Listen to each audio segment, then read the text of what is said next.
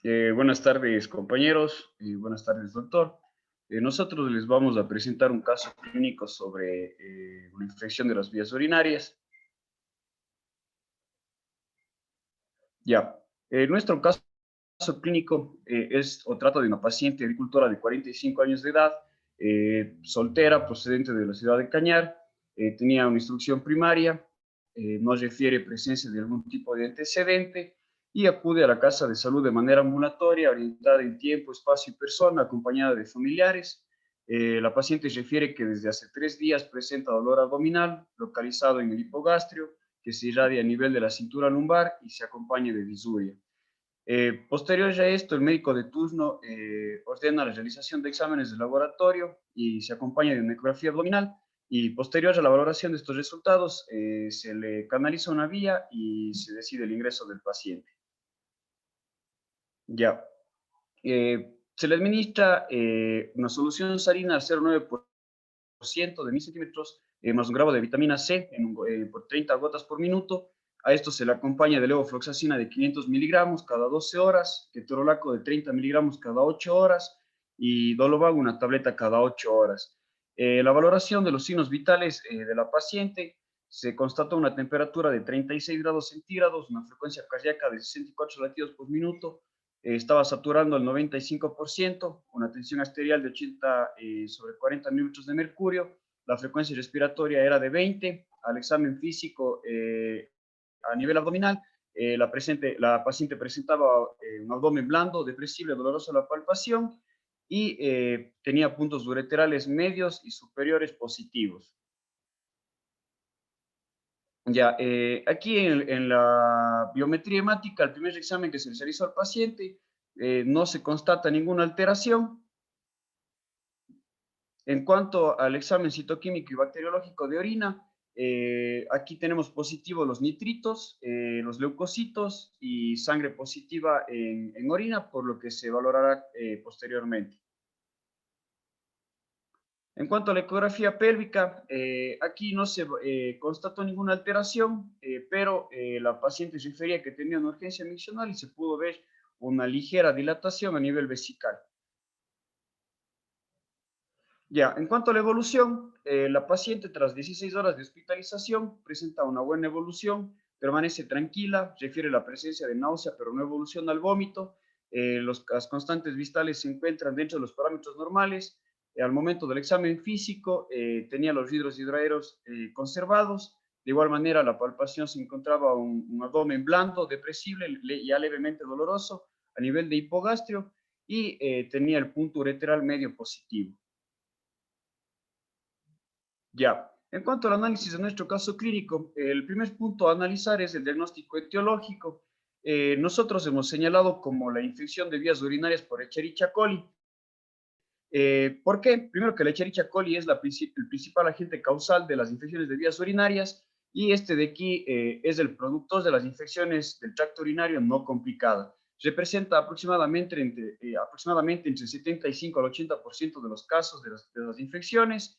Estos de aquí se ubican tanto en el tracto digestivo como en la piel y es por eso que en este caso la anatomía femenina juega un papel importante, pues la proximidad que tiene del ano con el meato urinario. eh, ¿Por qué más llegamos a este diagnóstico etiológico? Debido a la valoración clínica, ya que generalmente estas infecciones no complicadas cursan con cuadros de disuria, urgencia miccional y los puntos ureterales positivos y el dolor en hipogastrio. Es importante, pero mencionar que para poder dar el definitivo es necesario los exámenes de laboratorio.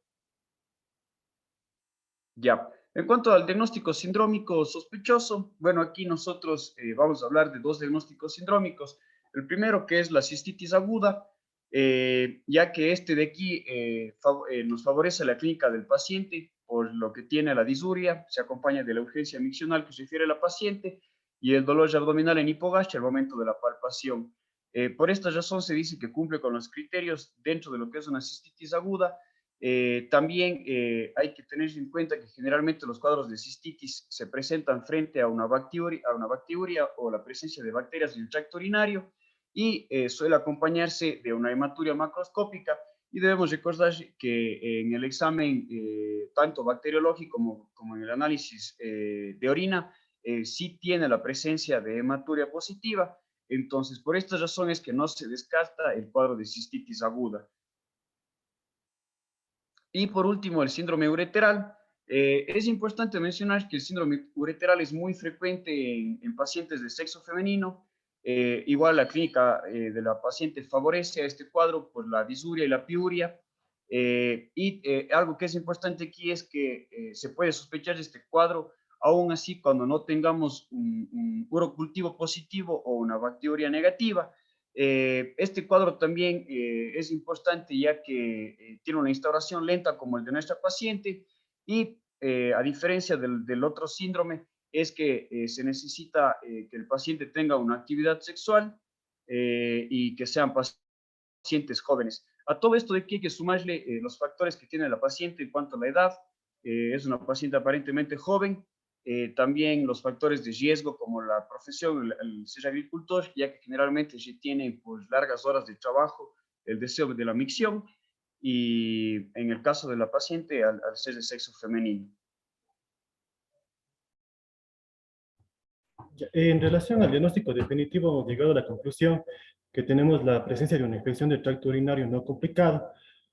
Eh, ¿Por qué? Porque como sabemos que la infección de las vías urinarias es una patología que constituye aproximadamente del 2 al 5% de las consultas médicas a nivel de atención primaria de salud, y como que ya se mencionó que las mayorías de las infecciones están dadas por una Escherichia coli representadas por el 75-85% de las veces. Posteriormente, mediante correcto análisis de nuestro paciente, basado en la cistitis aguda, podemos sospechar de una infección de vías urinarias bajas, no complicadas, por lo que está en relación a la clínica que presenta el paciente. También tenemos que recordar que el paciente presenta un dolor a nivel del hipogacho que está irradiado a la región lumbar y presenta los puntos ureterales superiores medios positivos. Igualmente presenta disuria, urgencia miccional, y todo esto está acompañado con exámenes de laboratorios positivos indicándonos la presencia de una hematuria microscópica y una bacteriología positiva. Para corroborar tenemos en el análisis de orina también nitritos positivos, y los nitritos se deben a la activación de una exposición a bacterias. Ya, en relación con los exámenes a realizar al paciente, nos indica que para una correcta valoración existe una serie de exámenes con validez urológica y nefrológica, y debemos solicitar un examen de sangre, es decir, una biometría hemática, pruebas de la función renal basados en el análisis de urea, creatinina y nitrógeno ureico en sangre. Igualmente no debemos olvidar el análisis de orina tanto en su uroanálisis como el sedimento urinario, y el uso de una correcta prueba de laboratorio que nos permitirá estimar el pronóstico y confirmar el diagnóstico de cada paciente. Ya, en relación a los exámenes de sangre, aquí, primer punto, vamos a realizar una biometría hemática, indicándonos que esto es un examen de gran utilidad clínica que nos permite estimar la situación general de nuestro paciente basándonos en el análisis de 3 líneas celulares que va a ser las hidrocitarias, las leucocitarias y las plaquetarias. En este tipo de exámenes principalmente debemos buscar una posible infección basándonos en el estado de la serie blanca de los resultados, y si nos encontramos con una biometría hemática que no está alterada, debemos pasar al siguiente tipo de exámenes. Ya, como siguiente tipo de exámenes, lo que nos recomienda es la urea, creatinina y nitrógeno ureico en sangre. Principalmente esta valoración nos va a ayudar a establecer la situación funcional de los riñones, la facilidad que nos brinda en relación a estos 3 componentes, que va a ser en relación a su eliminación renal y a la posibilidad de analizarlos en los exámenes de sangre. Y con este análisis podemos descartar en el caso que estuviéramos ante una pielonefritis que presente el paciente. Ya, en relación a los exámenes de orina, en primer punto vamos a tener o vamos a solicitar un uroanálisis. En esta prueba de laboratorio valoraremos los componentes físico-químicos de la orina. En primer punto, el olor de la orina es muy parecido nos indica que es muy parecido a la cereza, y cual está dado por la presencia de urea y de algunos éteres que se eliminan lo cual se lo considera normal. En el caso de los pacientes que tienen una cistitis aguda, el olor va a ser de tipo amoniacal. Esto se debe a una infección de las vías urinarias de tipo no complicado, y este olor se presenta o se da por la presencia de bacterias ureasas positivas a nivel del tracto urinario. También vamos a valorar la turbidez de la orina, que también nos va a brindar datos importantes, eh, ya que esto se puede dar por cambios o por la presencia de bacteriurias. Y el pH de la orina también juega un papel muy importante, que ese se ve alterado cuando estamos ante la presencia de nitritos positivos. Ya, como segunda prueba podemos pedir un sedimento urinario, que nos indica que es una parte muy importante al momento de analizar la orina. Aquí principalmente vamos a valorar la composición de las formas de la orina. Como nuestro paciente estamos ante la sospecha de un cuadro de infección de las vías urinarias, por los que nos centraremos en la detención principalmente de nitritos, hematuria, leucocitos y el test bacteriológico. Y bueno, algunas bibliografías también nos indican que se da el empleo de tiras reactivas, que esto va a tener una gran especificidad y una gran sensibilidad ante la detección de una infección. Y si nos encontramos con un falso negativo, aquí debemos sospechar de una infección de un estado que se encuentra en un estado inicial o que ya se dio la toma de antibióticos, y también por la muestra de orina poco concentrada o una orina muy alcalina, que se pueden dar falsos negativos. Ya, como ya se mencionó con anterioridad, la presencia de nitritos positivos se da frente a la exposición de nitratos con bacterias. En el caso de la hematuria se debe a una infección urinaria, los leucocitos aumentan debido al proceso infeccioso, por lo que no debe superar los 5 por campo, y esto, habiendo una alteración en lo que ya lo se mencionó, se daría un test bacteriológico positivo. Y sumándose más la clínica del paciente, podemos asegurar que nos encontramos con infección de las vías urinarias. Nos indica también que la bacteriuria se debe a una presencia de colonias que van a sobrepasar los 5 a la quinta colonias ml, principalmente en mujeres, y esto es significativa en pacientes asintomáticos. También podemos añadir un examen de urocultivo, pero debemos de tomar en cuenta que si se realiza, que el urocultivo se va a realizar en pacientes que tienen infecciones del tracto urinario, pero excepto en las no complicadas. Ya, a continuación les voy a indicar sobre los análisis de los estudios solicitados por la Casa de Salud. En primer punto, observamos que le pidieron al paciente una biometría hemática, conociendo la quietud de un examen de gran utilidad diagnóstica. Y aquí se va a valorar tanto la serie blanca o la serie roja. La valoración realizada por medio de las pruebas del laboratorio de nuestra paciente, en su mayoría se encuentra sin ninguna alteración, excepto la hemoglobina y el hematocrito, indicándonos que la hemoglobina es una proteína que se encuentra ligada a glóbulos rojos, que principalmente se encargan en el transporte del oxígeno endovenoso. En sus valores normales en pacientes de sexo femenino se van a encontrar de 15,5 a 15 gramos sobre decilitro. En el caso de nuestro paciente va a presentar los niveles de 15,8, indicándonos una leve elevación. Bueno, es importante recalcar que la procedencia aquí va a jugar un papel muy importante, ya que la paciente refiere que vive en Cañar, y recordemos que a mayor altura disminuye sus niveles de oxígeno, y como método compensatorio que realiza nuestro organismo va a tratar de elevar los niveles de hemoglobina. Y en cuanto al hematocrito alterado, podemos decir que es una causa, que se da por la causa de la hemoglobina, por lo que se puede dar esta elevación. Ya, el segundo examen que lo realizan es un citoquímico y bacteriológico. El examen citoquímico y bacteriológico en orina tiene un gran valor en el momento de diagnosticar un examen, una infección de vías urinarias. En primer punto, el examen citoquímico nos va a permitir analizar por medio de ciertos agentes químicos la presencia o la ausencia de una infección. En primer punto tenemos a los leucocitos, que va a ser una prueba basada, se realiza por el sedimento urinario. Decimos que los leucocitos con valor menor a 5 por campo se va a encontrar sin la presencia de una infección por vías urinarias, pero en este caso la paciente se va a encontrar una leucocituria con valores de 40 a 50 por campo. Relación a la hematuria nos indica la presencia de sangre en la orina, que esto puede ser visible macroscópicamente, pero también se puede valorar por medio de sedimento urinario. La paciente tiene un hematocrito positivo con valor de 3 por campo. Bueno, también nos indican la presencia de otros elementos como los nitritos, que estos se activan al juntarse los nitratos con bacterias en orina, y si nos encontramos con una prueba de nitritos positivos, esto nos va a ser indicativos que estamos ante la presencia de una infección.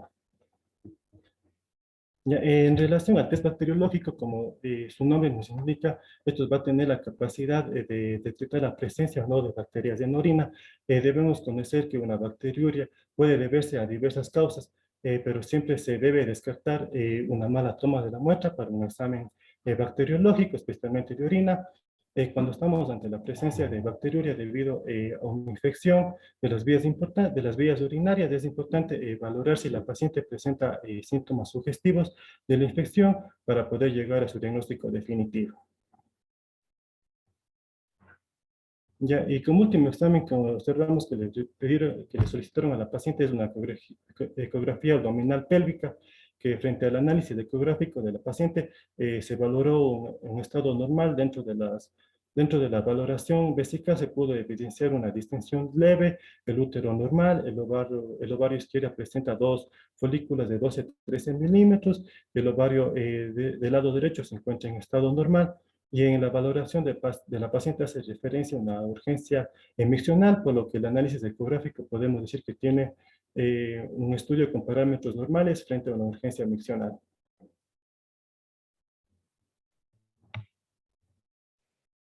Ya, en cuanto a la revisión bibliográfica, tenemos que la infección de vías urinarias se la va a catalogar a cualquier infección que se encuentre localizada en el tracto urinario. Esto se da por el crecimiento de microorganismos en este tracto y también por los síntomas compatibles que va a presentar los pacientes.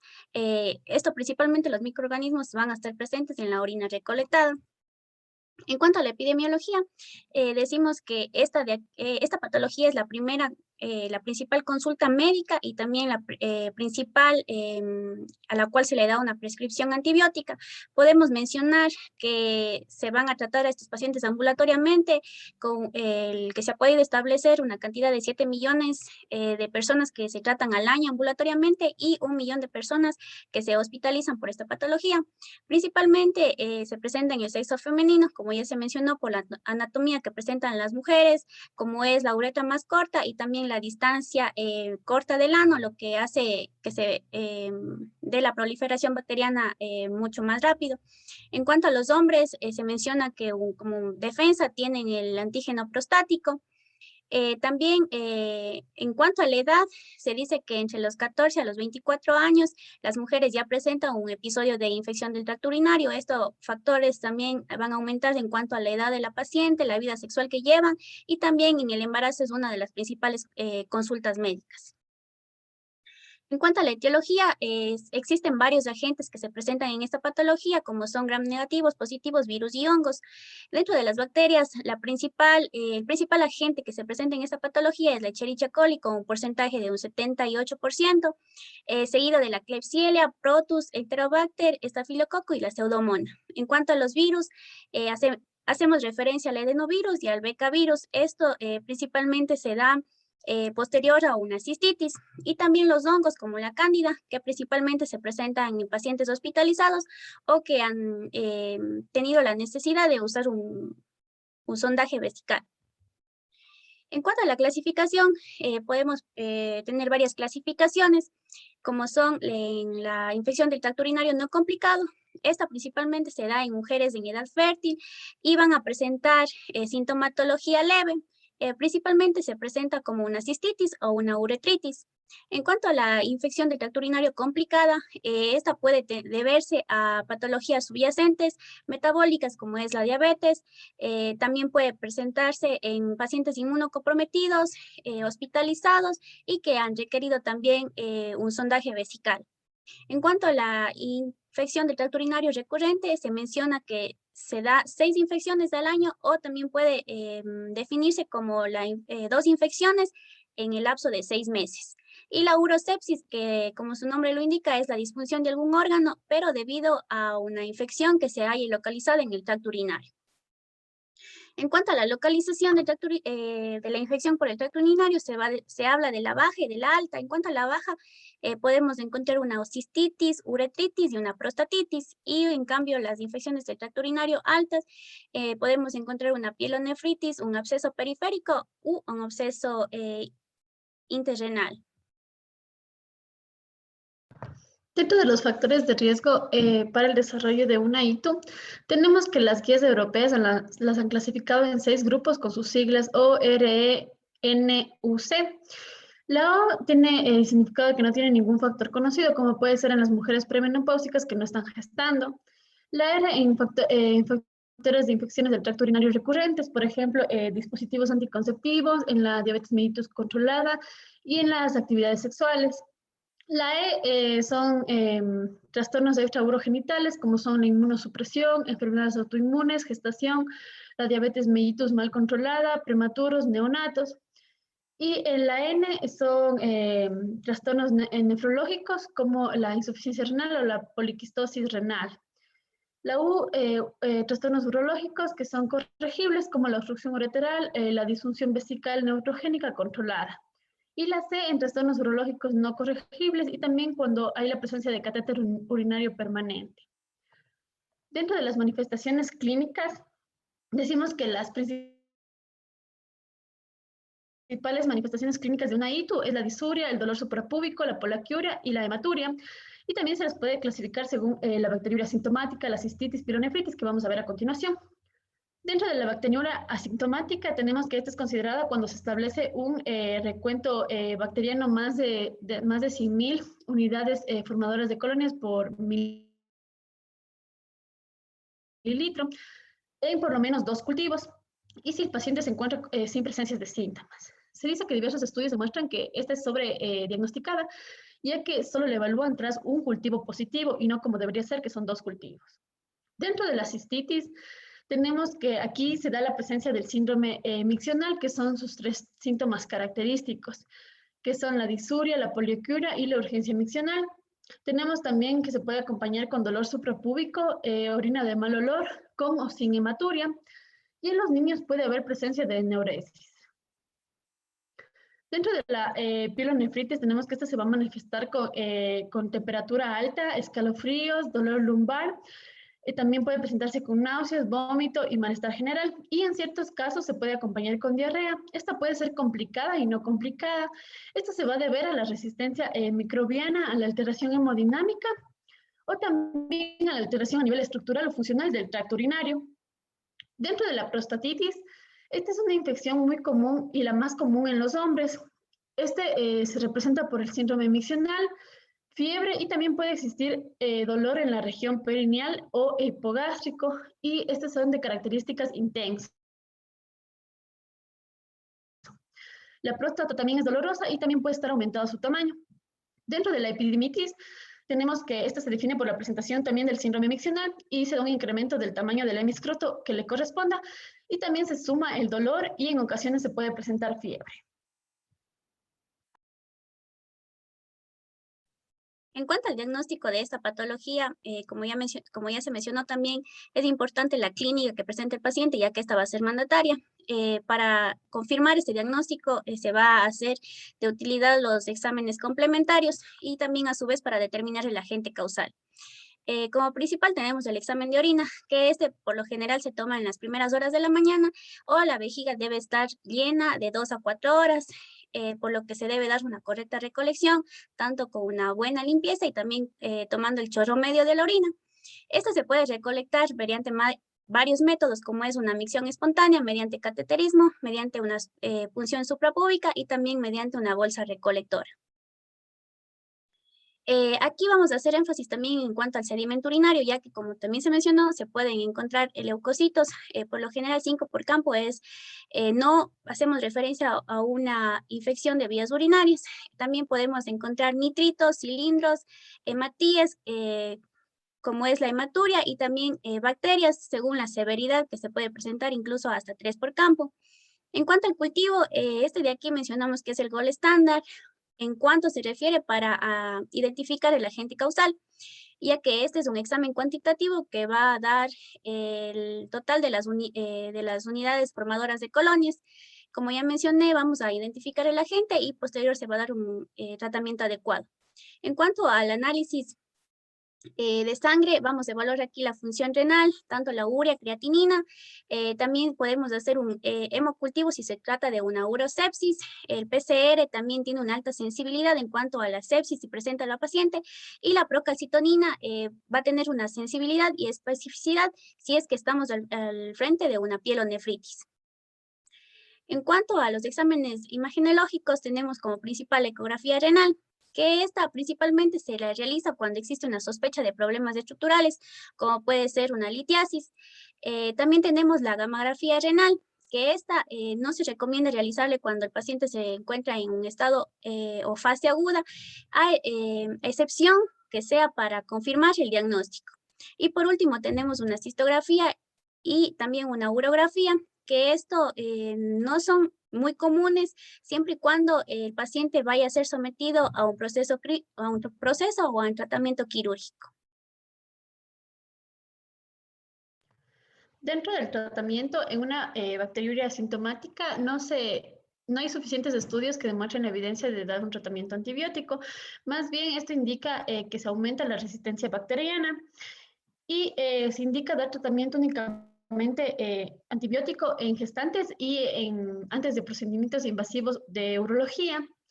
Y en la bacteriuria asintomática en gestantes, aquí se establece dar tratamiento para disminuir el riesgo de desarrollar posteriormente una ITU sintomática y también asociada a una preeclampsia. Aquí se recomienda terapias de cortos días en relación al microorganismo y también el antibiograma. Aquí se puede dar la fosfomicina 3 miligramos vía oral dosis única o también 500 miligramos vía oral cada 8 horas. También se puede dar la nitrofurantoína de 50 a 100 miligramos cada 6 horas en el segundo trimestre. O se puede optar por la cefuroxima 250 miligramos cada 12 horas vía oral de 5 a 7 días. En la cistitis no complicada, tenemos como primera opción la fosfomicina trometamol 3 miligramos dosis única. También podemos dar la nitrofurantoína 100 miligramos cada 12 horas por 5 días. Y una alternativa tenemos la amoxicilina más ácido clavulánico 500 sobre 125 miligramos cada 8 horas por 5 días. Dentro de la prostatitis como tratamiento, tenemos que dar un tratamiento de mayor duración. Dentro de la primera elección tenemos el cotrimazol 160 sobre 800 miligramos cada 12 horas por 7 días. Y en caso de resistencia, se recomienda el uso de quinolonas. Dentro del tratamiento de una ITU recurrente, se recomienda realizar primero un manejo con medidas generales para evitar mayor episodios de recurrencia. Y en el caso de que esto no sea favorable, se puede optar por los fármacos, que de primera elección tenemos la nitrofurantoína de 50 a 100 miligramos, también tenemos la fosfomicina trometamol 3 miligramos cada 10 días, y en mujeres embarazadas es recomendable utilizar una cefalosporina, como tenemos a la cefalexima 150 miligramos o 250 miligramos al día. Dentro de la pielonefritis no complicada tenemos el manejo inicial, que es importante hidratar al paciente, tratar los síntomas que presente, como puede ser el dolor, la fiebre, con analgésicos y antipiréticos respectivamente. Dentro de la pielonefritis, recordemos que esta se clasifica en leve y moderada o severa. Dentro de la pielonefritis leve se recomienda dar manejo por vía oral, con cefixima 400 miligramos vía oral cada 24 horas, de 7 a 10 días. También se puede dar ciprofloxacino de 500 a 750 miligramos cada 12 horas por 7 días y levofloxacino 750 miligramos cada 24 horas por 5 días. En una pielonefritis de moderada a severa también se recomienda, en el caso de que no se tolere bien la vía oral, se puede optar por la vía parenteral y se sugiere ingresar al paciente, también hidratarlo mediante una vía periférica e iniciar la antibiótico terapia.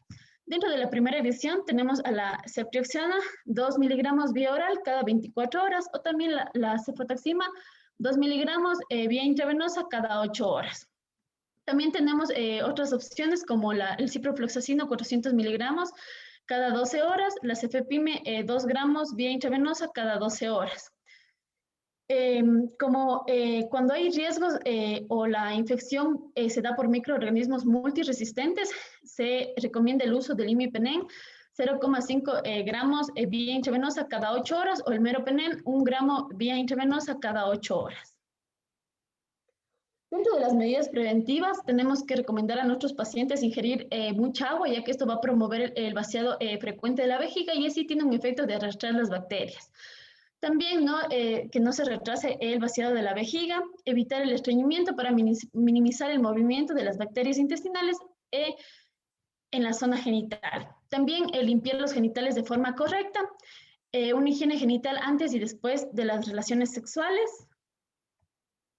También evitar el uso diario de desodorantes derivados, enjuagues u otros irritantes. También la ducha es importante y tiene prioridad sobre el baño, que se eviten espumas y aceites que puedan irritar estas zonas.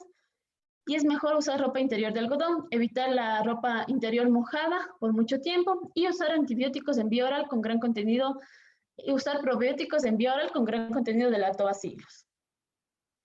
Dentro de la evolución y las complicaciones tenemos que cuando una ITU responde bien al manejo terapéutico dentro de las 48 horas es relacionado con un buen pronóstico. Y en mujeres en las cuales la sintomatología de pielonefritis no muestra buena respuesta en un lapso de 3 días o se repite a los 14 días, se debe realizar un nuevo cultivo de orina, un antibiograma y exámenes complementarios como un eco renal, un ATAC renal y algunos estudios para establecer el control y ver la causa de que el tratamiento no sea efectivo. También se recomienda hacer un urocultivo de control a las 2 semanas de terminar el tratamiento. Y en complicaciones más, dentro de un urocultivo, si se sospecha de complicaciones en aproximadamente 72 horas, en la prostatitis aguda se recomiendan a los 7 días un control. Dentro de las complicaciones más severas que se dan en una ITU, tenemos a los abscesos, a la necrosis papilar y a la pielonefritis enfisematosa. Eso sería todo. Muchísimas gracias.